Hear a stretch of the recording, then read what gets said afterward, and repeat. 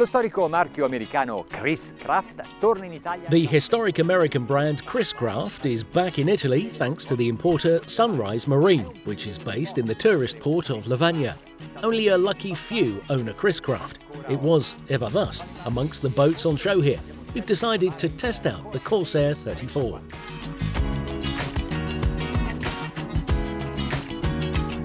In the 30s, Chris-Craft was the most important producer of mahogany motorboats worldwide, and this is still echoed in their boats today.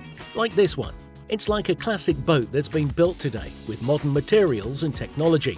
Yet it looks like a classic, made with precious touches, mirrored steel, the most luxurious upholstery, and most of all, passion.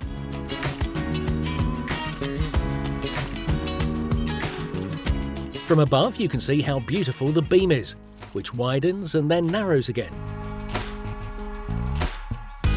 Going from bow to stern, it has the profile of a true motorboat with an elongated stem post. The freeboard isn't too high, in fact the maximum height is about 210 centimetres. It could be the maxi tender of a mega yacht. The owner gets to choose the colour of the sides, as well as the upholstery and all the other finishings. The windscreen opens in the middle, so you can get to the bridge, with the help of a small but perfect ladder. The rails are steel and teak. The driver's sofa seats two and has no ends of controls.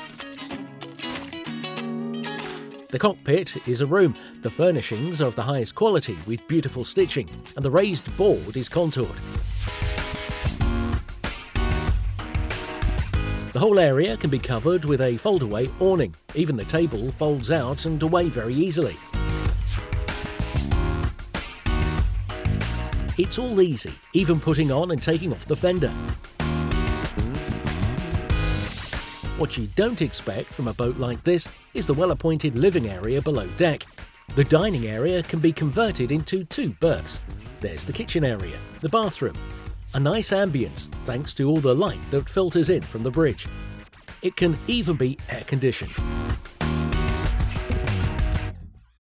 Fuori è vero.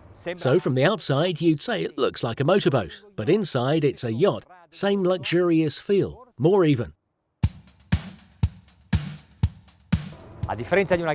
But in contrast to a big boat, this one has a low Barry centre, and we all know how important that is when we're on the sea. Che sia una barca grande lo confermano anche le 12 persone The fact it can carry 12 people goes to prove it's a big boat, and is its 700-litre petrol tank justified? Yes, especially if you choose a powerful engine. Potete optare per Mercury oppure per Volvo. You could go for Mercury or a Volvo, 300 or 400 horsepower. It could be diesel if you want, a Volvo Penta 300, but unless you're thinking of using it as a taxi, well, I'd say that the nature of this boat means diesel is a better choice, like the ones we have here.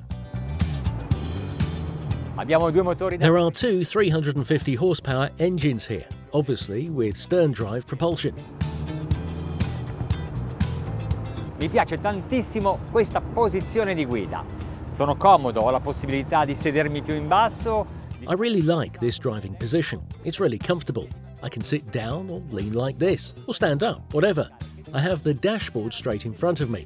The instruments to control the engines are very clear, and I can look at everything at the same time. Bow, waves, sea. Do gas. Accelerating, taking it up to plane, not changing the trim, is already gliding at the lowest speeds. We're doing 13 knots. Nonostante la potenza, la rumorosità è piuttosto contenuta. Pensate che... Even now, though, it's not very noisy. Probably has to do with the expensive polyurethane foam the boat's filled with, which is both a floating device and a noise reducer. Potete allestirla come volete. Qui hanno messo il joystick di manovra e l'active. You can furnish it as you like. There's a joystick and active trim. You can easily moor up in port, and with the Mercury system, you can change the trim and incidence angle when you are actually moving. Questa è una bella scia da sci nautico. Look at that nice wake. We're doing 2,900 revs a minute and going 20 knots. Le onde non si sentono, eppure I can't feel the waves, yet they're at the front of the boat. ho a disposizione anche i flap, ma finora There are flaps too, but I haven't had to use them. siamo a 3000 giri. We're doing 3,000 revs and have already started going a little faster, 22.5 knots.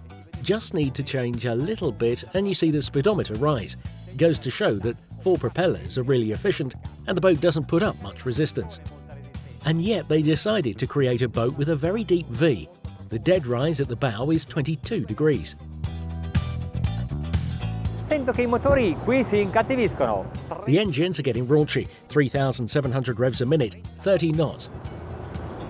Looks like you're looking at the clock, but it's the speedometer. Accusiamo le onde. The waves don't help, but you can see how smooth it is, how the boat glides.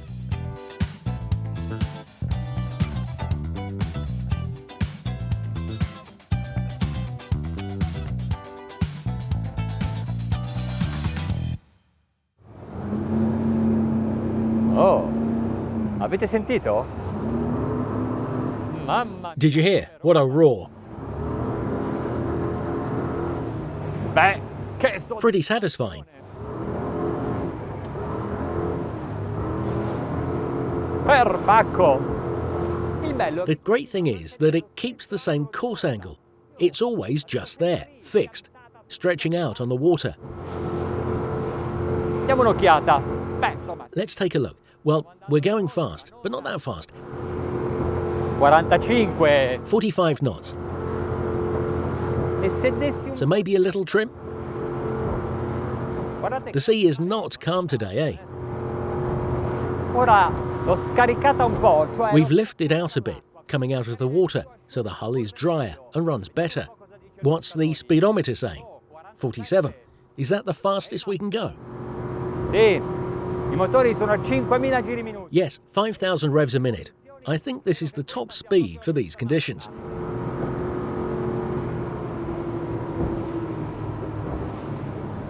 Quando sono su una barca come questa, non scenderei più. When I'm on a boat like this, I don't want to get off, so it's lovely to see how the sea moves the boat, which is holding its course, stable, even when it's turning.